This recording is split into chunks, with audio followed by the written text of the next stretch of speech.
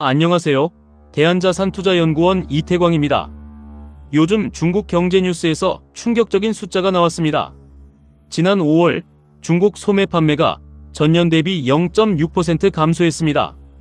코로나19 팬데믹 때인 2022년 12월 이후 무려 3년 5개월 만에 처음으로 마이너스로 돌아선 겁니다. 노동절 황금 연휴가 있었는데도 불구하고요. 왜 이런 일이 벌어졌을까요? 중국 가계 자산의 약 70%가 부동산에 묶여 있는데 그 부동산이 장기 침체에 빠지면서 국민들이 지갑을 꽉 닫아버린 겁니다. 여기서 오늘 제가 드리고 싶은 핵심 질문이 있습니다. 중국 얘기라서 남의 나라 이야기일까요? 한국 지방 부동산이 무너지면 우리는 안전할까요? 오늘 이 부분을 명확하게 짚어드리겠습니다. 첫 번째, 부동산이 무너지면 왜 소비가 죽는가입니다. 경제학에 자산 효과 웰스 이펙트라는 개념이 있습니다. 쉽게 말해서 내 집 가격이 오르면 기분이 좋아서 지갑을 열고 집 가격이 떨어지면 기분이 나빠서 지갑을 닫는다는 겁니다. 실제로 현금이 줄어든 게 아니어도 마찬가지입니다. 심리가 소비를 결정하는 거죠. 한국도 마찬가지입니다. 우리나라 가계 자산 역시 70% 이상이 부동산에 집중되어 있습니다. 강릉, 춘천, 원주, 전주, 청주 같은 지방 도시에서 집값이 계속 빠지면 그 동네 사람들은 나는 가난해졌다는 느낌을 받게 되고 결과적으로 동네 식당도 안 가고 백화점도 안 가고 차도 안 바꿉니다. 소비가 얼어붙는 겁니다. 두 번째, 지방정부 재정 파탄과 인프라 투자 절벽입니다. 중국에서는 지방정부 수입의 30%, 40%가 땅 임대 수익이었습니다. 부동산이 무너지니까 건설사들이 땅을 안 사고 땅을 안 사니까 지방정부 돈이 없어지고 돈이 없으니까 도로도 못 갈고 공공건물도 못 짓는 겁니다. 실제로 중국의 올해 15월 고정자산 투자가 전년 대비 4.1% 감소했습니다. 지방 건설 경기가 완전히 얼어붙은 거죠. 한국 지방도 같은 구조입니다. 지방자치단체들은 취득세, 재산세, 지방교부세 같은 부동산 관련 세수에 크게 의존합니다. 미분양이 쌓이고 집값이 빠지고 거래가 끊기면 지자체 재정이 흔들립니다.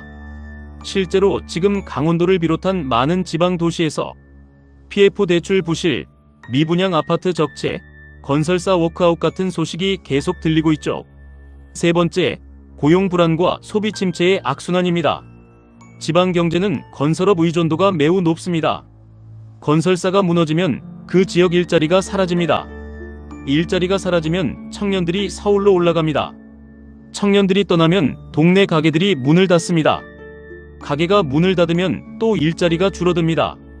이 악순환이 반복되다 보면 지방 도시 하나가 조용히 사라지는 겁니다. 소멸이라는 표현이 과장이 아닙니다. 그러면 한국은 중국보다 나은가? 입니다. 한 가지는 분명히 다릅니다.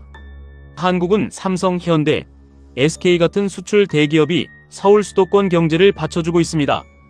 그래서 지방이 무너져도 전국 GDP 통계는 선방하는 경향이 있습니다. 중국처럼 경제 전체가 동시에 무너지는 속도는 아닙니다. 하지만 오히려 그게 더 무서운 측면이 있습니다. 서울과 지방의 격차가 극단적으로 벌어지는 거죠. 서울 집값은 오르는데 지방 집값은 무너지는 양극화입니다.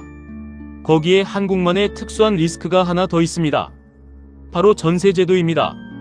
집값이 전세 보증금 아래로 떨어지면 집주인이 세입자한테 보증금을 돌려줄 수 없게 됩니다. 이른바 깡통전세, 역전세 문제입니다. 집주인만 망하는 게 아니라 세입자 가게까지 한꺼번에 타격을 받는 구조입니다.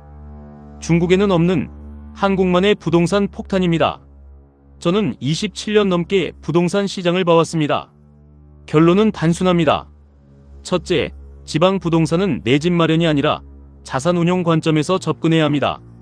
실거주 목적이 아니라면 지금 지방 부동산은 매우 신중하게 판단해야 합니다. 둘째, 지방 부동산이 살아나려면 인구가 유입되어야 합니다. 인구가 유입되려면 일자리가 있어야 하고 교통 인프라가 깔려야 합니다. 강원도의 경우 KTX 연장선, 제2경춘선 같은 철도망 확충 이슈가 실질적인 부동산 가치 변수가 됩니다.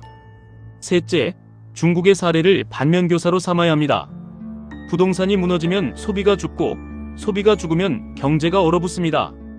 정부가 아무리 부양책을 써도 근본적인 구조를 바꾸지 않으면 효과는 제한적입니다. 오늘 정리해드리겠습니다. 중국의 내수 붕괴는 남의 나라 이야기가 아닙니다. 지방 부동산이 무너지면 자산 심리가 위축되고 지방 재정이 흔들리고 고용이 사라지고 소비가 죽습니다. 한국 지방은 지금 그 초입에 있다고 저는 봅니다. 부동산 투자는 감이 아니라 데이터로, 흥분이 아니라 원칙으로 해야 합니다. 앞으로도 저 이태광이 여러분의 자산을 지키는 데 도움이 되는 콘텐츠를 계속 전해드리겠습니다. 구독과 좋아요, 알림 설정 부탁드립니다. 감사합니다.